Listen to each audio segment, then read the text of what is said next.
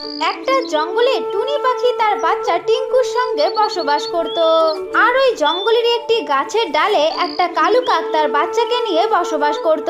টুনি পাখি ও কালু কাক তারা দুজন খুব ভালো বন্ধু ছিল। তারা দুজন একে অন্যের সুখে দুঃখে সব সময় একে অপরের সঙ্গেই থাকতো। এমনই একদিন টুনি পাখি কালু কাককে বলে, আরে কালু কাক, চলো আমরা জঙ্গলে যাই, খাবার খুঁজে নিয়ে আসি। আমার বাচ্চা টিঙ্কুর যে খুব খিদে পেয়েছে। হ্যাঁ হ্যাঁ টুনি, আমিও তোমাকে এই কথাটাই বলতে যাচ্ছিলাম। তাহলে চলো আমরা দানা খুঁজে নিয়ে আসি। কিন্তু জানো টুনি পাখি, আমার বাচ্চাটাকে থুয়ে বাইরে যেতে খুব ভয় লাগছে। যদি কোনো চিল এসে আমার বাচ্চাটাকে খেয়ে নেয়। আরে কালু কাক, তুমি এত ভয় কেন পাচ্ছ বলো তো? মনে হচ্ছে আজকে প্রথমবার তুমি বাইরে যাবে তোমার বাচ্চাকে একা রেখে খাবার খুঁজতে। আরে কালু কাক, তুমি একদম ভয় পেও না, কিছুই হবে না। আমার বাচ্চা টিঙ্কু আছে তো, তোমার বাচ্চা ঠিকঠাক দেখাশোনা অবশ্যই করে নেবে। সেসব তো ঠিক আছে টুনি, কিন্তু তুমি তো জানো ওর মা নেই, আর মা ছাড়া একটা বাচ্চা লালন পালন করা যে কতটা কষ্টের তুমি তো সেটা খুব ভালো করেই জানো। যাই হোক, অত ভেবে লাভ নেই, আর না খেয়ে তো থাকতে পারবো না।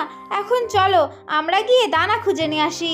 এরপরে টুনি পাখি ও কালু কাক জঙ্গলের বাইরে চলে যায় খাবার খোঁজার জন্য। এইদিকে টুনি পাখি ও কালু কাকের বাচ্চা একসঙ্গেই থাকতে থাকে। ঠিক তখনই সেইখানে একটা ঈগল চলে আসে। ওই ঈগলটা এসে বলতে থাকে, কিরে কালু কাকের বাচ্চা, তুই তোর বাবার সঙ্গে বাইরে কেন গেলি না খাবার খোঁজার জন্য? তাহলে তো তুই আজকে প্রাণে বেঁচে যেতিস। যাই হোক, যাসনি, ভালোই করেছিস। আজকে তো আমার পেটটা ভরবে। আজকে আমি তোদের দুজনকে মজা করে খাবো।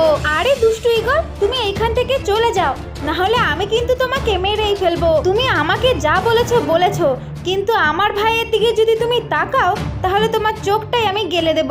না না ঈগল, তুমি ওই টিঙ্কুর কথা কিছুই শুনো না।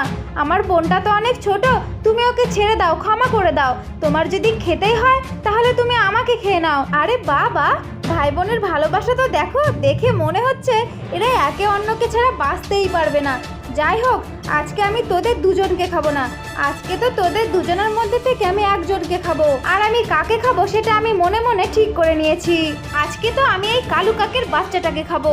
আরে ছোট্ট পাখি, তুই শুনে নে, আজকে আমি তোর প্রাণের ভাইটাকে মজা করে খাবো। হা হা হা। তুই জানিস ছোট্ট পাখি, আমি না কাকের মাংস খেতে খুব ভালোবাসি। আমি এর মাটাকেও খেয়েছিলাম। এর মাটাকে আমি ঠিক যেইভাবে খেয়েছিলাম ঠিক সেইভাবে আমি একেও খেয়ে ফেলবো। না না ঈগল, তুমি আমার ভাইটাকে খেও না, তুমি ওকে ছেড়ে দাও। আরে ছোট্ট পাখির ছানা, তুই চুপ করে থাক, আমি তো তোর ভাইটাকেই খাবো আগে। এখন তুই দেখতে থাক আর আমি তোর ভাইটাকে খেয়ে ফেলি। এই কথা বলে ওই ঈগলটা সেই কালু কাকের ছানাটাকে খেয়ে ফেলে। আরে ছোট্ট পাখির ছানা, আজকে আমি তোকে খাবো না, তোকে আমি কালকে খেতে অবশ্যই আসবো। আজকে তো আমার পেটটা মোটামুটি ভরেই গেছে, তাই তোকে আজকে আমি ছেড়ে দিলাম। তুই কালকে রেডি থাকিস, কালকে আসবো আর তোকে আমি কপ করে গিলে খেয়ে নেব। এই কথা বলে ওই দুষ্টু ঈগল সেখান থেকে পালিয়ে যায়। কিছুক্ষণ পর কালু কাক আর টুনি পাখি খাবার নিয়ে তাদের বাড়িতে চলে আসে, আর এসে দেখে কালু কাকের বাচ্চাটা সেই বাসার মধ্যে নেই। আরে টিঙ্কু, তুমি এত কান্নাকাটি কেন করছো? আর তোমার ভাই কোথায়? সে কোথায় গেল? কালু আঙ্কেল, ভাইকে না একটা দুষ্টু চিল এসে খেয়ে ফেলেছে, কিন্তু আমি ভাইকে একদমই বাঁচাতে পারিনি। আর ওই দুষ্টু চিলটা বলেছে ও কালকে আবার আসবে আর এসে আমাকে খেয়ে ফেলবে। মা, তুমি আমাকে বাঁচিয়ে নাও। কালু আঙ্কেল, তুমিও আমাকে বাঁচিয়ে নাও, না হলে যে ওই দুষ্টু ঈগলটা আমাকে খেয়ে ফেলবে। কি বলছো তুমি? কি বলছো টিঙ্কু? আমার বাচ্চাটাকে ওই চিল এসে খেয়ে গেছে? হে ভগবান, এটা কি হয়ে গেল? আমি আমার বাচ্চাটাকে কত কষ্ট করে মানুষ করেছিলাম, আর ওই দুষ্টু চিলটা এসে আমার বাচ্চাটাকে খেয়ে নিল। আমি এখন কি করে বাঁচবো? হে ভগবান, আমাকে পথ দেখাও, আমি কি করব? আরে কালু কাক, তুমি এইভাবে কান্নাকাটি করো না। কে বলেছে তোমার কেউ নেই? আমরা আছি তো। মা, ওই চিল বলেছে কালকে আসবে আর এসে আমাকে খেয়ে ফেলবে। মা, তুমি আমাকে বাঁচিয়ে নাও। মা, কি? ও আবার কালকে আসবে? না টুনি, এইখানে আমাদের থাকাটা একদম ঠিক হবে না। চলো আমরা অন্য কোনো জঙ্গলে চলে যাই, না হলে তো এই টিঙ্কুকে আমরা হারিয়ে ফেলবো। হ্যাঁ কালু কাক, তুমি একদম ঠিক কথাই বলেছো। আমরা যে ওই দুষ্টু চিলের সঙ্গে পেরে উঠবো না। এখন চলো আমরা এই জঙ্গল থেকে চিরদিনের মতো চলে যাই। হ্যাঁ টুনি পাখি, তাড়াতাড়ি চলো, না হলে যে ওই দুষ্টু চিলটা আবার চলে আসবে।